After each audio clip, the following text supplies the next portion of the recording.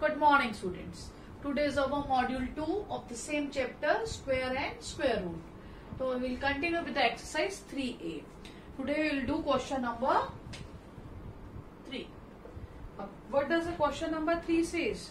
By what least number should the given number be multiplied to get a perfect square number? आपको जो given number है आपको उसको बताना है कि हम किससे उसको मल्टीप्लाई करें कि वो परफेक्ट स्क्वायर बन जाए. And in each case find the number whose square is the new number. और सब केस में आपको ये बताना है कि जो अब नंबर मल्टीप्लाई करने के बाद आया है तो वो किस नंबर का स्क्वायर है. तो इसका मतलब ये है कि जो ये नंबर्स हमें क्वेश्चंस में दिए हैं ये परफेक्ट स्क्वायर नहीं है. हमें ये बताना है किससे मल्टीप्लाई करके हम उसको परफेक्ट स्क्वायर बनाएंगे. तो अगेन अगर हमारे पास इस टाइप का क्वेश्चन आता है by which number we should multiply और by which number we should divide, इसको आपको याद रखना है कि हमें प्राइम फैक्टराइजेशन मेथड से करना है. अगर मल्टीप्लाइड एंड डिवाइडेड बाय के लिए पूछा जाए to make it a perfect square, जब एडिशन एंड सब्ट्रैक्शन के लिए पूछा जाएगा तब हम उसको आगे पढ़ेंगे आगे आने वाली एक्सरसाइजेस में. उस केस में हमें लॉन्ग डिवीजन मेथड से करना होता है. तो इसलिए इस एक्सरसाइज में हमसे ये पूछा जा रहा है कि by which number we should multiplied, और नेक्स्ट क्वेश्चन में पूछ रहे हैं by which number we should divide. Multiplied and divide में आप याद रखिएगा आपको प्राइम फैक्टराइजेशन मेथड ही करना है. ठीक है. तो अब द फर्स्ट पार्ट इज 3675. तो हम इसके प्राइम फैक्टर्स करते हैं.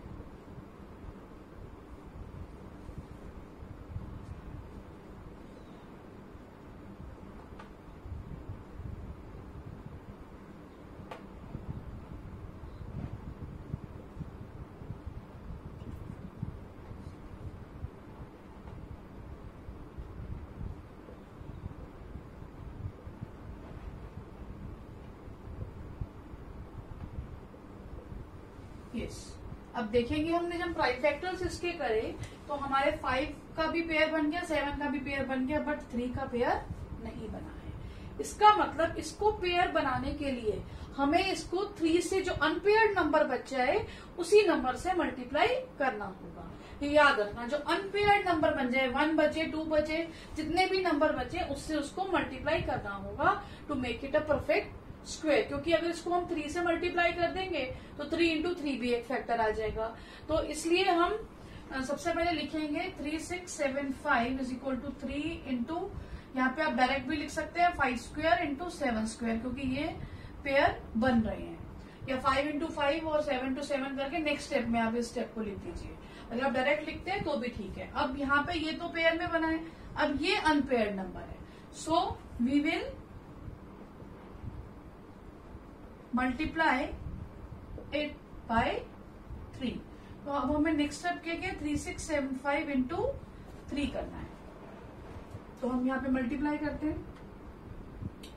ये भी आपको फेयर में ही करके दिखाना है. 3675 मल्टीप्लाइड बाय 3.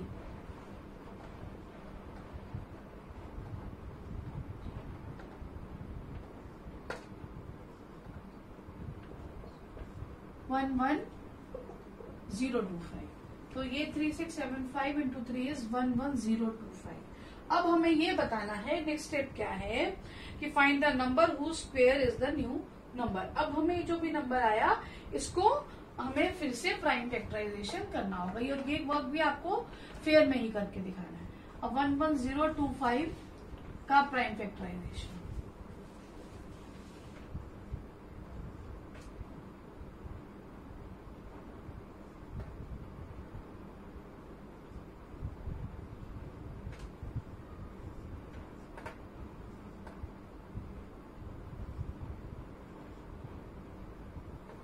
अब अगेन देखो, आप इस क्वेश्चन में थोड़ा सा हिंट ले सकते हो.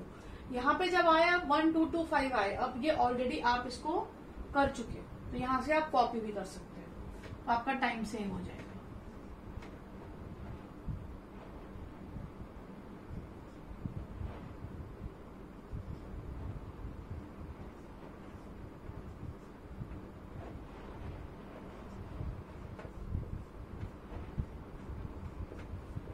अब ये पेयर्स बन गए, तो 1 1 2 5 is the perfect square number is equal to pair क्या बने 3 square into 5 square into 7 square, तो 3 into 5 into 7 with the common power 2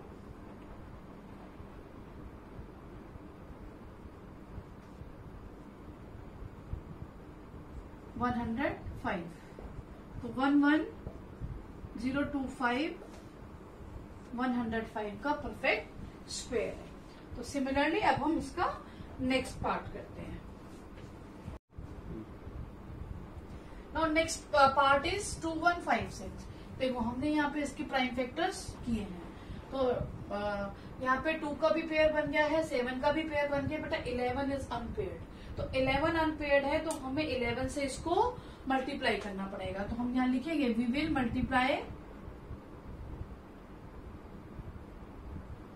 it by 11। वो पहला पार्ट यही पूछ रहे हैं हमें किससे मल्टीप्लाई करना है। अब हमें इसको मल्टीप्लाई करके देखते हैं, ये भी आपको फेयर में ही करना है।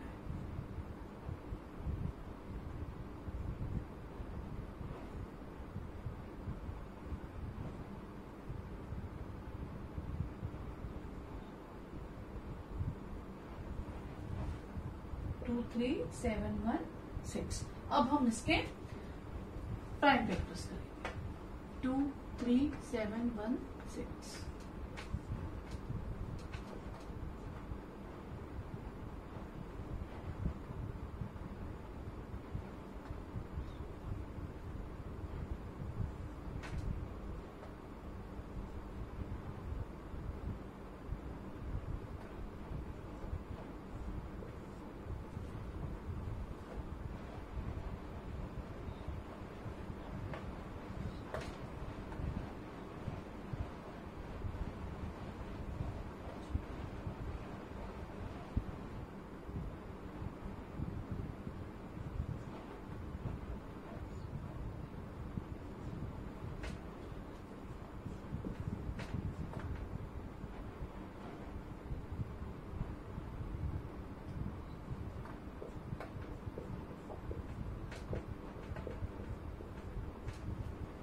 ये बेटा आप हर स्टेप को जैसे ये बिगर नंबर आते हैं तो साइड में रफ में आप डिवाइड कर करके इसको कर सकते हैं।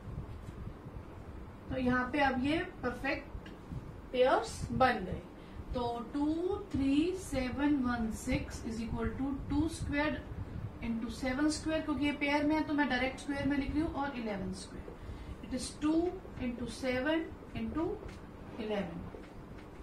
बेसिस मल्टीप्लाई कर देंगे with the common power. This is 154 square, तो 2 3 7 1 6 किसका परफेक्ट स्क्वायर है 154 का। सो इस तरीके से हम इसको करेंगे। नाउ अब इसमें हम थर्ड एंड फोर्थ पार्ट आपको होमवर्क में दूंगी, एंड 5 6 7 8 हम प्रैक्टिस में डालेंगे। जब हम लाइव क्लास करेंगे तो प्रैक्टिस में इसको डालेंगे। Now next fourth question. Fourth question में ये पूछ रहा है by what least number should the given number is divided. अब डिवाइडेड का पूछना है। अब क्या करेंगे, जो भी नंबर हमारा अनपेयर्ड बच जाएगा उस नंबर से हम उसको डिवाइड करेंगे। यहाँ पे उसने मल्टीप्लाइड, जैसे अगर यही क्वेश्चन को देखें तो अनपेयर्ड नंबर 11 बचा है। अगर ये क्वेश्चन इस तरीके से पूछते bye which number it should be divided, तो हम इस नंबर को 11 से डिवाइड कर देते, बट यहाँ मल्टीप्लाई पूछा था तो हमने मल्टीप्लाई करना है। तो अब सिमिलर मेथड में चलेंगे हम क्वेश्चन नंबर 4 में भी।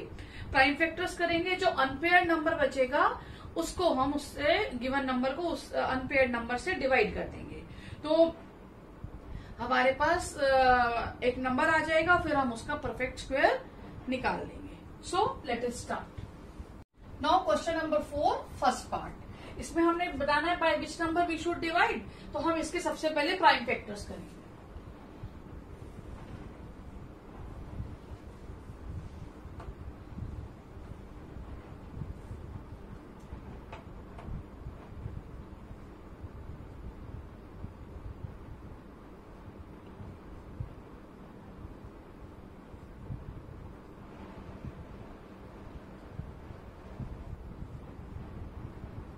अब जब हमने इसके प्राइम फैक्टर्स कर लिए तो देखिए 3 का भी पेयर है, 5 का भी पेयर है, अनपेयर्ड नंबर क्या है 7।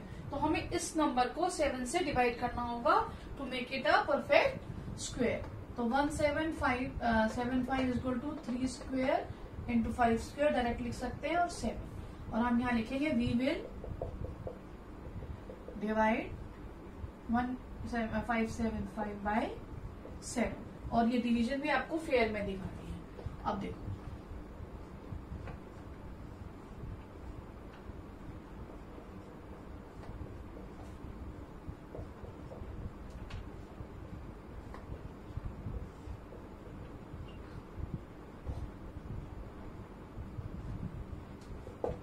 अब 1575 को जब हमने 7 से डिवाइड करा तो आंसर हमारे पास है 225। अब इस 225 का हम प्राइम फैक्टराइजेशन करेंगे और देखेंगे किसका परफेक्ट स्क्वायर है।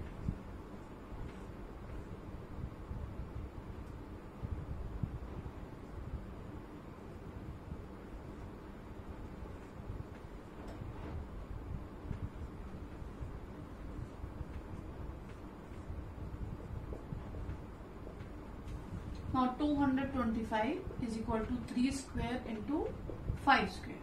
So 3 into 5 common power 2, 225. तो 225 किसका स्क्वायर है? 15 का स्क्वायर है। Now let us do the next part.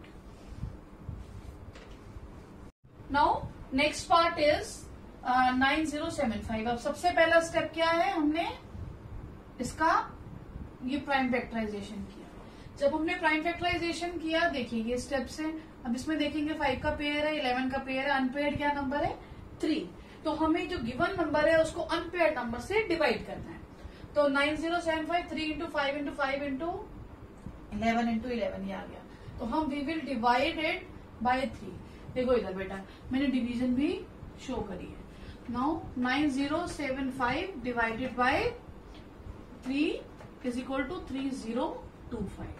अब हमें ये 3025 के प्राइम फैक्टराइजेशन करनी है। अब बेटा यहाँ पे एक मैं थोड़ा सा हिंट आपको बता रही हूँ कि हम क्योंकि ये डिवाइड कर रहे हैं, नेचुरली जब हम इसको डिवाइड करेंगे तो एक फैक्टर हटेगा, तो हम या तो किसी एक स्टेप पे आ जाएंगे। तो 3025 तो हम ये इसको दोबारा ना करने की बजाय यहीं से देख करके इसको लिख सकते हैं। देखो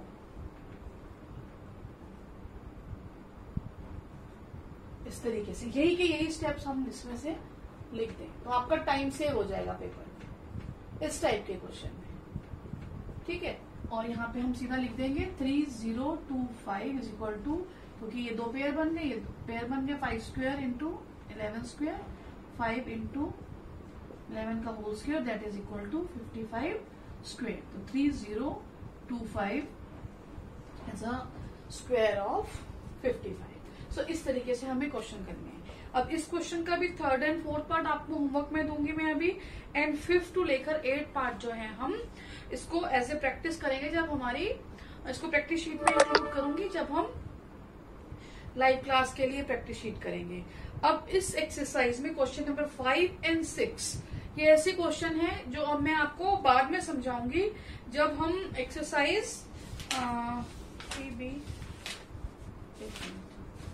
3D करेंगे, तब उसके साथ मैं आपको इस क्वेश्चन को करवाऊंगी, क्वेश्चन नंबर 5 एंड 6। तब तक हम ये क्वेश्चन नहीं करेंगे इस एक्सरसाइज से। So in this way we have completed the concepts of exercise 3A। Thank you.